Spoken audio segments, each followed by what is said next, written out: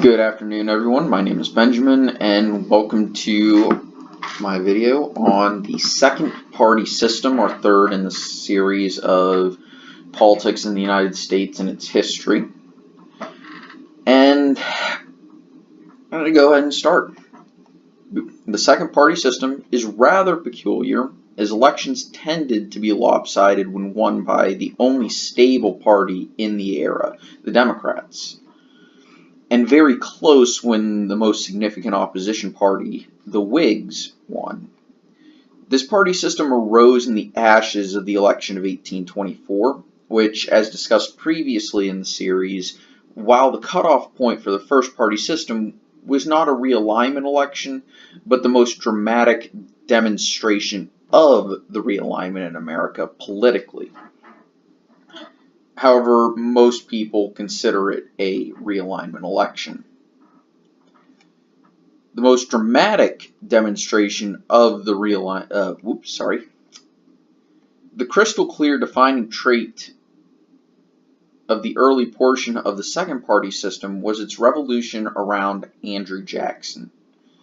Jackson won the election of 1828 fairly easily and went about his personal goals, such as paying off the national debt, killing the national bank, dueling, and the Indian Removal Act, and seeking westward expansion. This, in addition with a policy of lower tariffs, led to his base and the Democratic Party's base being in the South. However, his personality, as well as his penchant to demand bills from Congress, drew heavy criticism and allowed the creation of the other party from this era, the Whigs. The Whigs' main policies were similar to the Federalists of old, but with a de-emphasis on foreign relations, and even less so regarding a favoritism towards Britain. Higher tariffs towards Britain. Their primary policies were higher tariffs, national banking, more public works projects such as canals, railroads, schools, and telegraph lines. This party's base was primarily in the Northeast and Appalachia. They only won 2 presidential elections. However, they were a very effective opposition party, especially in the chambers of the House, in the chambers of the legislature, the House and the Senate. Towards the start of the era, the issue of slavery was minimized due to the Missouri Compromise. However, by the 1850s, tensions on the issue, partially due to rapid westward expansion and some controversial Supreme Court rulings, led to the ideas of Western territories being allowed to choose to be free or slave. And at least in the Democratic Party, the Whigs were divided. At least in the Democratic Party. The Whigs, however, were divided, with Northern Whigs, called conscious Whigs, favoring adherence to the Missouri Compromise, or eventually no new slave territories or states being added, and eventually, by the end of the era, after the Whig Party had died out, the abolition of slavery. However, Southern Whigs were often fond of the idea of popular sovereignty along with the Democrats, and were even pro-slavery in some instances. Immigration began to become a major issue at this point, particularly within northern port cities like Boston, New York, and Philadelphia. Interestingly, Democrats did well among these populations, as Whigs favored stronger immigration policies and discriminated against immigrants in some cases. This allowed Democrats to occasionally win elections in New York. As such, German immigrants and Catholics tended to be Democrats, whereas English and Scottish immigrants tended to be Whigs, as well as Catholics tending to be Democrats, and Protestants tending to become Whigs when they immigrated. A major issue during the era was manifest destiny, the idea that America was destined to expand from sea to shining sea. This led to the annexation of Texas, which was highly controversial, and led to the Mexican-American War, resulting in the addition of territory extending all the way to the Pacific Ocean. Campaign slogans such as 5440 or Fight emphasized this zeal for land in the West. Whigs generally didn't favor the rapid expansion or any expansion at all because they were focused on developing and industrializing America.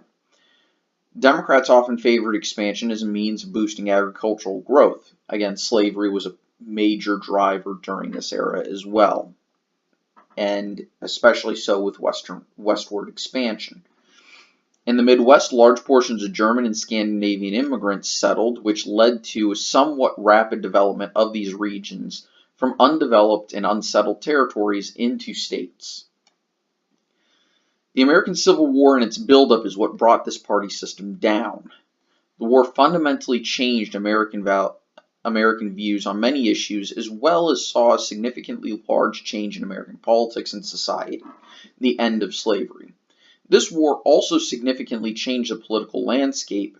This is especially true as in the last days of the system, Democrats were seeing some of the benefits of industrialization, the proliferation of rail lines, telegraph poles, and better access to schooling. Looking at this map, we can see which states were competitive and where parties held sway. I've broken down the parties into the Democratic Party and the Whigs/anti-Jackson parties. This is because the Whigs didn't form until a few years into the system and the party collapsed before its end. I've also included the Republican Party in with the Whigs, as most Republicans were conscious Whigs at one point, or at least that's the primary start of the party.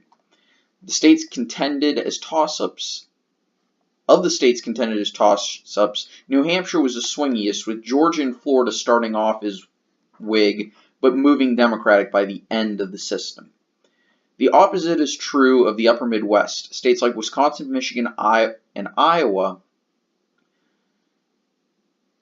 tended to vote Democratic, but eventually were heavily Republican states. Again, they're grouped with the Whigs for ease of use. Oddly, Tennessee and Kentucky were not heavily Democratic due to local dynamics and being more closely linked to industrial centers as opposed to the more agrarian South.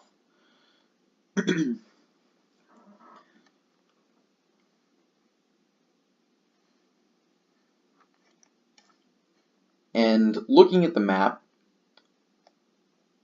you can include Illinois, Indiana, and Pennsylvania as other states that had become heavily Republican. But this does indicate where competition for votes would be in a presidential election, and that would be typical of this era. Early on, the Whigs' strength was in these states, and the Democrats were stronger over here. Again, looking at the map, you can kind of see that these states were often contested. Georgia and Florida were often contested as well. And looking at the New England states, Maine was quite often contested. So was New Hampshire. But by the end of and New York was contested quite often as well.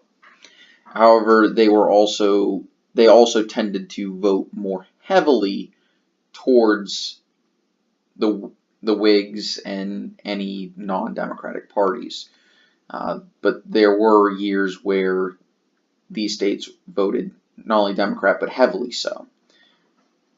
So you could make the argument that those states need to be added as well to the toss-up map, but for ease of use, I've included them here as well. Anyway, thank you all for watching. Hope you enjoyed. I'll see you guys next time. Take it easy. Bye.